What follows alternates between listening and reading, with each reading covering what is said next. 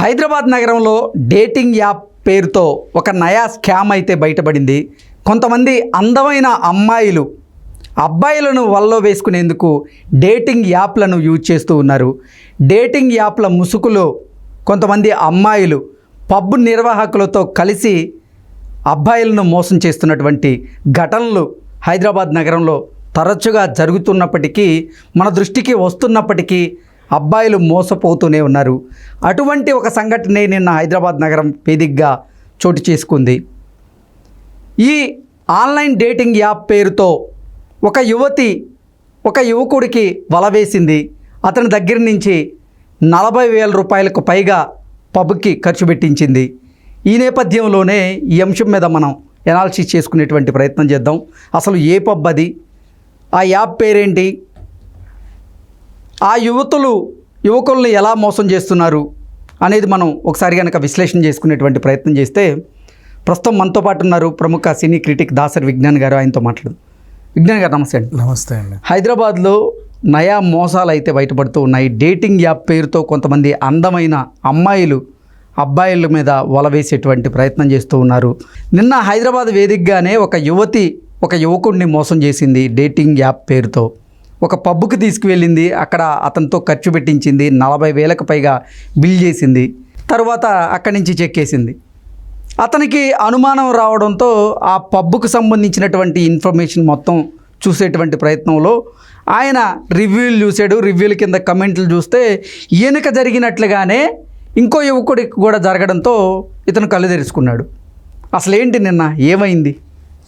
Basically ఇది హైదరాబాద్ కొత్త ఏమో కానీ కనీసం 15 ఏళ్ళు 20 ఏళ్ళుగా గోవాలో రెగ్యులర్గా జరుగుతూనే ఉంది. ఇక్కడ చాలా కొత్త అనమాట. ఇక్కడ నుంచి గోవా వెళ్ళిన వాళ్ళందరూ అక్కడ రెగ్యులర్గా తరచుగా కళ్ళు తెరుచుకుంటూనే ఉంటారు. బట్ యాక్చువల్గా గోవా వ్యవహారం చెప్తా. కొత్తగా గోవాకి వస్తారు టీములు వేసుకొని, బాయ్స్ గ్రూప్ ఫర్ ఎగ్జాంపుల్. మందు ఉంటుంది, ఆ చిందులు గంతులు అవన్నీ ఉంటాయి, సిగరెట్లు తాగుతారు.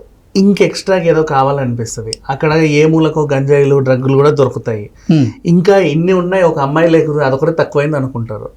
దానికోసం ఏం చేస్తారు, క్లబ్బుల చుట్టూ తిరుగుతారు. అక్కడ రెగ్యులర్గా కూడా అబ్బాయిలు అడుగుతూ ఉంటారు, అమ్మాయి కావాలా మా దగ్గర ఉంది అని. అమ్మాయితో వెళ్తారు లోపలికి, అమ్మాయి తీసుకెళ్తుంది. ఫస్ట్ ఏం చేస్తావు, పబ్కి తీసుకెళ్తుంది అమ్మాయి. వీళ్ళని తీసుకెళ్ళిన తర్వాత కూర్చోబెట్టి పీకల దాకా తాగిస్తుంది. ఆ బిల్లు కనీసం 50,000 60,000 అవుతుంది. ఆమె పేమెంట్ కూడా ఉంటుంది దాంట్లో. 10,000 ఇస్తేనే వస్తుంది ఆమె, రేపు రాదు. ఆమె 10,000 తీసుకొని ఆ పలానా ఆమె ఏ పబ్కి వెళ్తుందో ఆ పబ్బే అక్కడ ఒక 50,000 బిల్ చేయిస్తుంది. కాస్ట్లీవే ఆర్డర్ చేస్తుంది ఈమె. ఓకే. కానీ ఇక్కడ మీరు గుర్తుపెట్టుకోవాల్సింది ఏంటంటే, ఈమె ఆర్డర్ చేసింది ఆ కాస్ట్లీ మందు కాదు. ఆ పబ్బోడికి ఈమె ఆల్రెడీ తెలుసు కాబట్టి థమ్స్అప్ లేకపోతే ఇంకేదో కూల్ డ్రింకో లేకపోతే లెమన్ జ్యూసో ఇస్తాడు అంతే. అందులో మత్తు ఉండదు. ఈమె తాగేస్తుంది. ఎంత తాగినా ఈమెకి ఎక్కదు. ఇంకా తాగిపిస్తానే ఉండదు. ఈమెకి ఎక్కే వరకు తాగించాలని వాడి తాపత్రయం. ఈమెకి ఎంత తాగినా ఎక్కదు. ఈవిడకైతే మందు తాగిన మత్తు అయితే ఎక్కదు, కానీ వచ్చిన యువకుడికి మాత్రం మత్తు ఎక్కేలా చేస్తుంది. మత్తు ఎక్కుతానే ఉంటుంది. ఇంకా అతని నిమురుతానే ఉంటుంది. ఓ 50,000 60,000 బిల్లు చేసిన తర్వాత రండి అటు వెళ్దాం ఫుల్ తాగేసి ఉంటాడు. ఇంకా ఏవేవో వాడు మిక్స్ చేస్తాడు, రకరకాల కాక్టైల్ మిక్స్ చేసి తను వాంత్ అవ్వాలి. ఇతను వాంత్ అయ్యి కొంచెం అటు వెళ్ళి ఇలా అన్కాన్షియస్ స్థితిలో ఉంటే వాడిని వదిలేసి వెళ్ళిపోతుంది. అంతే బేసిక్ గా జరిగేది ఇది. ఇప్పుడు హైదరాబాద్ కొత్తగా వచ్చింది. కొత్తగా అంటే ఆల్రెడీ అక్కడక్కడ జరుగుతూ ఉంటాయి. కొత్తగా వెలుగులోకి వచ్చింది. ఇక్కడ ఏం చేస్తారు, ఇప్పుడు గోవా కంటే రెగ్యులర్ గా వాళ్ళు వస్తారు కాబట్టి ఈజీగా దొరుకుతారు. ఇక్కడ దొరకరు కదా బయట, అట్లా అడిగే పద్ధతి లేదు. అమ్మాయి కావాలని వాళ్ళే పరిచయం చేసుకోవాలి. మనకి టిండర్ ఇట్లాంటి యాప్స్ ఉన్నాయి, గింబల్, కొన్ని యాప్స్, డేటింగ్ యాప్స్. దాంట్లో వీళ్ళు చేరితే అమ్మాయిలు పరిచయం అవుతారు. నిజంగానే అమ్మాయిలు ఉంటారు దాంట్లో. వీడియో కాల్ మాట్లాడి ఫోన్లు నెంబర్లు షేర్ చేసుకొని ఎక్కడ కలుద్దాం అంటే ఫస్ట్ మనం పబ్కి వెళ్దామా అంటారు. వెళ్దాం పబ్కి వెళ్ళి పరిచయం చేసుకొని రూమ్కి తీసుకెళ్ళొచ్చు అని ఆశతో వాడు వస్తాడు. బేసిక్గా ఎక్కడ కలుద్దామంటే మాదాపూర్ మెట్రో స్టేషన్కి రా అంటే ఆమెకు ఆల్రెడీ ఒక అడ్డా ఉంటుంది ఫిక్స్ అయ్యి. మెట్రో స్టేషన్ దిగుతుంది. ఎక్కడికి వెళ్దాం, ఇక్కడ మాల్ ఉంది, మాల్లో పబ్ కూడా ఉంది, ఇందులోకి వెళ్దాం పద. కాసేపు ఆ మాల్లో షాపింగ్ చేస్తే నిదానంగా పబ్కి వెళ్ళొద్ది, ఏదో ఒకటి కొనుక్కొని ఆమెకు నచ్చింది. ఇంకా పబ్కి వెళ్ళిన తర్వాత ఇప్పుడు అసలు వ్యవహారం స్టార్ట్ అవుతుంది.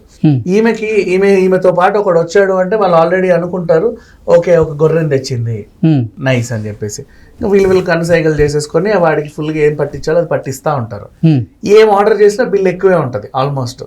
ఓవరాల్ లాస్ట్ బిల్ చూస్తే అదేంటిది 40,000, 50,000, 60,000 అట్లా అవుతుంది. వాడికి అమ్మ ఇంత తాగిందా, మరి ఇంత తాగినా కూడా ఆమెకి ఎందుకు ఎక్కట్లేదు, ఓ డౌట్ వస్తుంది వీళ్ళకి, సంథింగ్ ఏదైనా ఫిషీగా ఉందా అని. ఈయనకు డౌట్ రావడం వల్ల ఈ పప్పు పేరు గూగుల్లో కొట్టి, అసలు అంటే ఇతను ఎలా కొట్టాడు అంటే మెనూ కరెక్టేనా కాదా గూగుల్లో ఉంటది కదా, బిల్ ఫ్రైడ్ రైస్ కి 499, జిగర్ బమ్స్ కి 1499, ఫైర్ షాట్స్ కి 199 ఒక షాట్ కి. ఆ రేంజ్ లో రేట్స్ ఉన్నప్పుడు వీడు కావాలని రేట్ వేసాడా, వీళ్ళ మెనూ గూగుల్లో కూడా అంతేనా, జొమాటోలో కూడా వీళ్ళ మెనూ ఇంతేనా లాగా ఒకసారి కొట్టాడు. కొడితే దీని రివ్యూస్ వచ్చాయి. ఆ రివ్యూలో చూస్తే ఈ పబ్కి వెళ్ళకండి, అమ్మాయిలు వస్తారు తీసుకెళ్తారు, బాగా బిల్లు చేయిస్తారు మీతోని కావాలని, కానీ వాళ్ళు మాత్రం అసలు తాగరు, కోకోకోలా పెప్సీలు తాగేసి మీతో మాత్రం రకరకాల మందులు తాగించి మీరు వాంతయ్యేలా చేసుకొని ఫుల్ డిచ్ అయిన తర్వాత మిమ్మల్ని రోడ్డు మీద పడేసి వెళ్ళిపోతారు. జాగ్రత్త, నేను ఇలా బాధితుడిని, మళ్ళీ నెక్స్ట్ నేను ఇది బాధితుడిని, నేను బాధితుడిని ఇలా కొంతమంది రివ్యూలు చూసేసరికి ఓర్ నాయన ఇదేంట్రా బాబు, నేను కూడా ఇలాంటి బాధితుల్లో ఒకటిగా చేరిపోయానా, ఈ సంఘంలో సభ్యుడైపోయానా అని చెప్పేసి తను కళ్ళు తెరుచుకుంటాడు. అయిపోయిన తర్వాత ఇక తను ఏం చేశాడంటే పోతే పోనీలే సిగ్గీడి చేసి, పలానా అమ్మాయి, ఒక అమ్మాయి రితిక అనే ఆమె నన్ను పరిచయం చేసుకొని పలానా పబ్కి తీసుకెళ్ళింది, నాకు ఇంత ఖర్చు పెట్టించింది అని ఆయన సామాజిక మాధ్యమాల్లో షేర్ చేయడం ద్వారా ఇంకా మరింత మంది బాధితులు, ఒరే పిచ్చోడా మేము మీకంటే సీనియర్లను రా అని చెప్పేసి కామెంట్లు పెట్టడం అన్న. అంటే ఇక్కడ ఏంటంటే వీళ్ళకి వ్యాపారవేత్తలు, బాగా డబ్బున్న వాళ్ళు మంచి రిచ్ అమ్మాయిని పరిచయం చేసుకోవాలనుకుంటారు. కాకపోతే వీళ్ళ ప్రాబ్లం ఏంటంటే పబ్కి వెళ్ళి పరిచయం చేసుకోరు. వాళ్ళని చూస్తే వీళ్ళు ఎంతమందితో తిరుగుంటారులే, మనకి మంచి అమ్మాయిలు కావాలి అని చెప్పేసి డీసెంట్ అమ్మాయిలను ఎతుకుతా ఉంటారు.